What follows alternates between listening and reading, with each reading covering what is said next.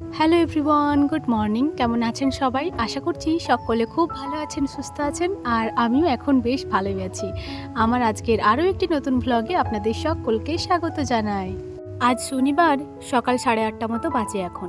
ঘুম থেকে উঠেই দেখি বাইরে বৃষ্টি তো পড়ছেই, তার সাথে ঝোড়ো হাওয়াও দিচ্ছে। ভেবেছিলাম আজকে সকালে বাড়ি চলে যাব, তবে এই যে ঝোড়ো হাওয়া আর বৃষ্টি দেখে মনে হচ্ছে না যে আজকে বাড়ি যাওয়া হবে। যাই হোক, এখন ঘুম থেকে উঠে যাব আমরা বনুদের রান্নাঘরে, ওখানেই চা খেতে যাব।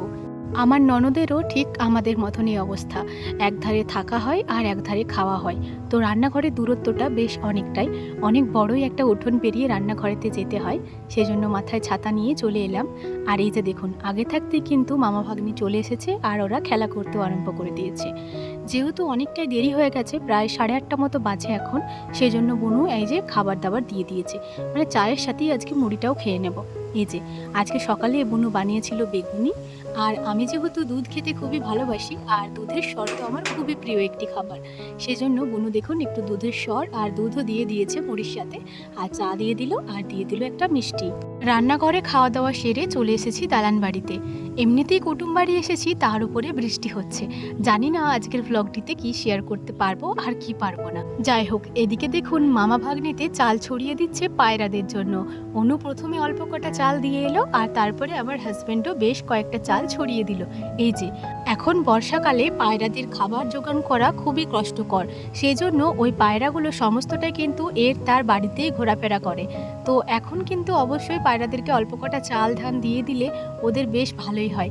তো এই যে দেখুন চাল ধান ছড়িয়ে দিয়েছে, কত পায়রা এসেছে দেখুন। এদের এই পায়রাগুলি বলছে রোজই আসে, আর রোজই মেসোমশাই কিংবা আমার জামাইবাবু চাল দিয়ে থাকেন। যাই হোক, অনেকটাই দেরি হয়ে গেছে এখন, ওই 12:30 মতো বাজে। এখন যাচ্ছি স্নান করতে। সত্যি বলতে বৃষ্টি পড়ছে বলে এমন ঠান্ডা লাগছে, স্নান করার কোনো ইচ্ছাই নেই, তাও স্নান তো করতেই হবে। বন্ধুরা, স্নান করে এলাম এই মাত্র। আর যেহেতু বৃষ্টি পড়ছে, মানে এখন আপাতত বৃষ্টিটা পড়েনি, তবুও মেঘলা মেঘলা রয়েছে, তো সেজন্য জামা কাপড়গুলো সিঁড়ির ওপরেই মেলে দিয়েছি। তো চলুন, ওরা সবাই দেখছি ওই বাড়িতে গেছে, মানে রান্নাঘরে। চলুন আমিও যাই, গিয়ে দেখে আসি ওরা সবাই মিলে কি করছে। চলুন।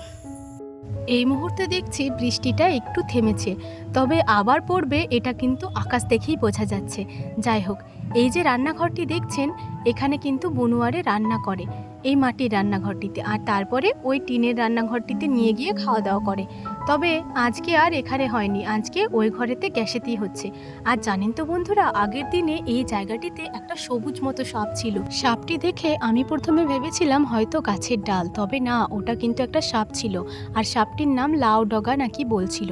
যেহেতু উঠানটা অনেকটাই কাদা, সেজন্য মাঝে মাঝে ইট দেওয়া আছে, আর এই ইটের ওপরেই আমরা চলে এলাম।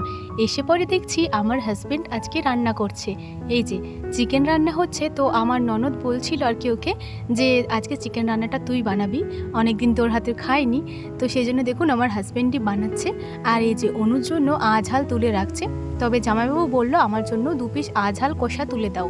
তো এই যে জামাইবাবুর জন্য 2 পিস আঝাল কষা তুলে দিল, আর তারপরে লঙ্কার গুঁড়ো কিন্তু ওদিকে দিয়ে দিয়েছে। ওই লঙ্কা গুঁড়োটা দিয়ে একটু ভালো করে মিক্স করে নেক, তারপরে আমি, বুনু আর আমার হাজব্যান্ড 3 জন মিলে কষা খাবো। সত্যি বলতে মাংসের ঝোলের চেয়ে মাংস কষাটা খেতে বেশি ভালো লাগে। কালারটা কি দারুণ এসেছে দেখুন। বাইরে কিন্তু বৃষ্টি এদিকে শুরু হয়ে গেছে, টিপটাপ করে বৃষ্টি হচ্ছে, আর ভেতরে ওদিকে রান্না হচ্ছে। বৃষ্টির দিনে কষা মাংস আর খিচুড়ি হলে জমে যায়, তবে আজকে আর খিচুড়ি হয়নি, আজকে ভাত হয়েছে।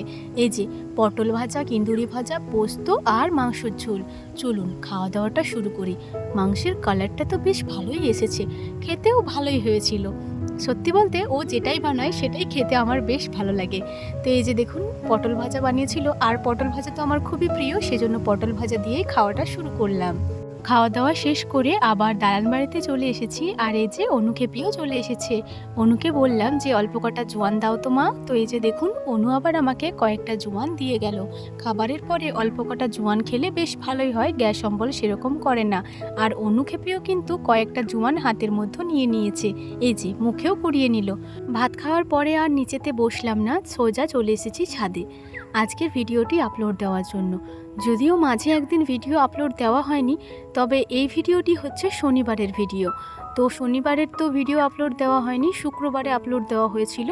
আর শনিবারেরটা এডিট করে উঠতে পারিনি, আর নেটওয়ার্কের খুবই প্রবলেম ছিল, সেজন্য দেওয়া হয়নি। তবে ছাদের থেকে আজকে প্রকৃতিটা কি ভালো লাগছে দেখুন, কিন্তু নেটওয়ার্কের সমস্যার জন্যই একটু খারাপ লাগছে। যাই হোক, আজকের ভিডিওটা খুবই ছোট হয়ে গেল। ভিডিওটি কেমন লাগলো অবশ্যই জানাবেন। সবাই ভালো থাকবেন, সুস্থ থাকবেন। কাল থেকে আবার বড় ভ্লগ পাবেন।